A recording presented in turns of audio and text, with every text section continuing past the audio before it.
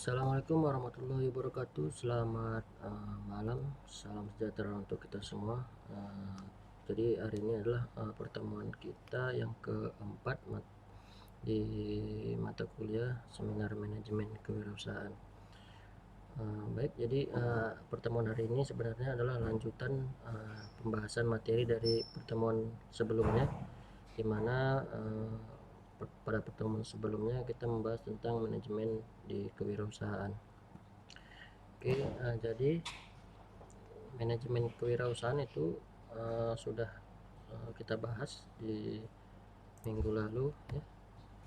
Jadi sedikit nge-review pertemuan minggu lalu. Jadi manajemen itu merupakan proses penentuan dan mencapai tujuan melalui pelaksanaan fungsi-fungsi dasar di dalam manajemen ya, planning, organizing, staffing, directing, and controlling dalam menggunakan sumber-sumber tenaga kerja, modal, material, dan informasi. Nah, sebenarnya tujuan daripada manajemen itu adalah untuk mencapai tujuan perusahaan secara efektif dan efisien menggunakan sumber daya yang ada di dalam perusahaan. Nah, selanjutnya mungkin ini kita skip saja karena sudah kita bahas.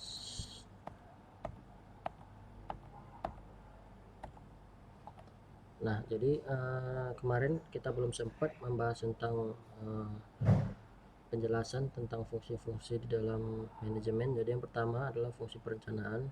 Jadi fungsi perencanaan ini mengidentifikasi tujuan dan cara-cara alternatif untuk mencapai tujuan organisasi. Jadi di sini mencakup yang pertama itu lamanya waktu dan cakupan perencanaan. Jadi di sini harus tertera timeline yang terukur sehingga tujuannya dapat dicapai tepat waktu. Selanjutnya pengaruh-pengaruh dan perencanaan.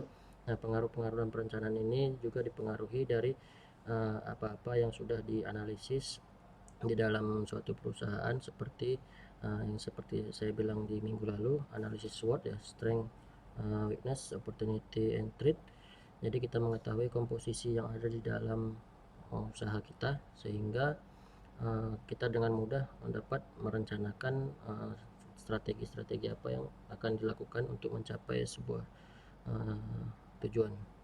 Nah, selanjutnya kontinuitas dan fleksibilitas. Nah, jadi sudah direncanakan, nah itu harus berjalan secara terus menerus dan dapat berubah sedemikian rupa, juga itu didasarkan oleh keputusan-keputusan dari top level manajemen untuk bagaimana menyesuaikan dengan kondisi yang ada misalnya. Selanjutnya di fungsi pengorganisasian. Jadi di sini ada keterangan kegiatan penyusunan dan pengalokasian sumber daya yang diperlukan untuk mencapai tujuan organisasi. Selanjutnya penentuan hubungan wewenang. Jadi pengorganisasian ini bisa dibilang menentukan sumber daya yang ada dengan dengan bidang-bidang yang sesuai dengan yang dibutuhkan. Jadi kegiatan penyusunan dan pengalokasian ini bisa berdasarkan keahlian sehingga tujuan itu dapat lebih efektif dan efisien dicapainya. Selanjutnya penentuan hubungan dan wewenang ini bisa dibilang dengan adanya struktur organisasi, maka jelas dia di mana garis koordinasi, di mana garis perintah itu dapat diterapkan di suatu manajemen perusahaan. Selanjutnya penentuan personalia atau staffing. Jadi di sini dijelaskan bahwa berusaha menentukan orang-orang yang tepat dan sesuai dengan kebutuhan organisasi. Nah, jadi sesuai dengan bidang organisasinya atau sesuai dengan bidang bisnisnya, maka sumber daya yang dibutuhkan juga akan mengikuti ya. Jadi kalau misalnya perusahaan yang bergerak di bidang digitalisasi atau perusahaan yang bergerak di bidang teknologi, maka orang-orang yang ngerti teknologi lah yang direkrut. Selanjutnya bagaimana mempertahankan mereka. Nah, jadi setelah kita dapat sumber daya yang mumpuni, sumber daya yang berkualitas, bagaimana cara mempertahankannya, yaitu bisa dengan memberi insentif, memberikan bonus, memberikan pelatihan dan lain sebagainya. Oke, selanjutnya ada pengarahan ya, directing. Jadi di sini dibutuhkan dibutuhkan sifat jiwa kepemimpinan, terus bagaimana mengembangkan suasana iklim kerja yang baik, selanjutnya memotivasi karyawan. Nah, ini sangat perlu di mana karyawan itu tidak hanya dapat bekerja dengan motivasi sendiri, dengan motivasi pribadi, namun ada pengaruh yang bisa dilakukan oleh pimpinan sehingga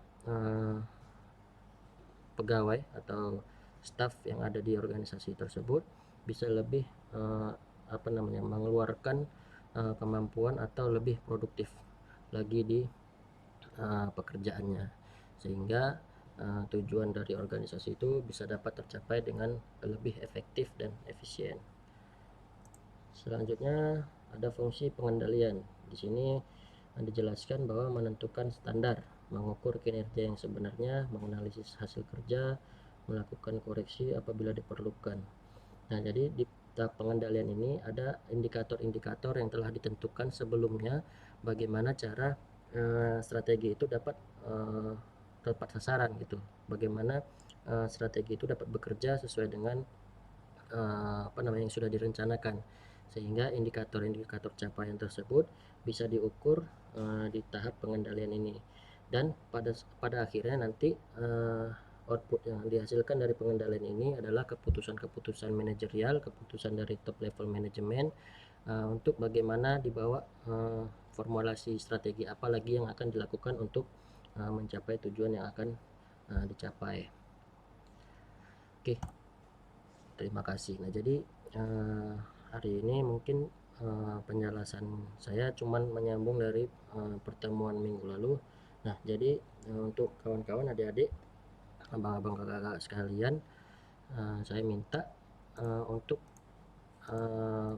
mencari satu contoh perusahaan yang menerapkan fungsi-fungsi manajemen tersebut.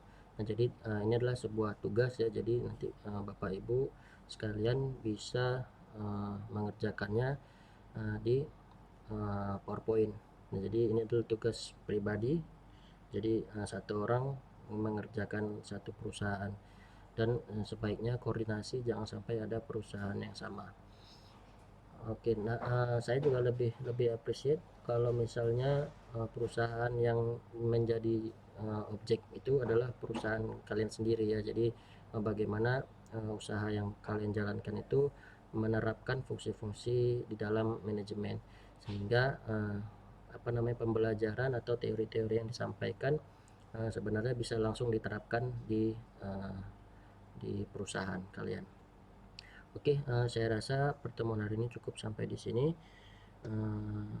Untuk pengumpulan tugas saya kasih batas waktu sampai minggu depan di hari Rabu pagi pukul 9.40. Nah, jadi setelah lewat itu saya nggak akan terima lagi. Nah, untuk pengumpulannya nanti saya sediakan Google Classroom untuk menginput atau mengirimkan tugasnya. Jadi tugasnya itu adalah PPT yang diupload, dan jangan lupa sertakan nama dan NPM. Selanjutnya nanti untuk akun Google Classroom-nya sebaiknya jangan menggunakan nama samaran atau jangan menggunakan nickname ya. Jadi gunakan namanya sesuai dengan yang terdaftar di universitas, sehingga memudahkan saya untuk melakukan perekapan dan penilaian. Baik, terima kasih atas perhatiannya, semoga dapat bermanfaat. Wassalamualaikum warahmatullahi wabarakatuh.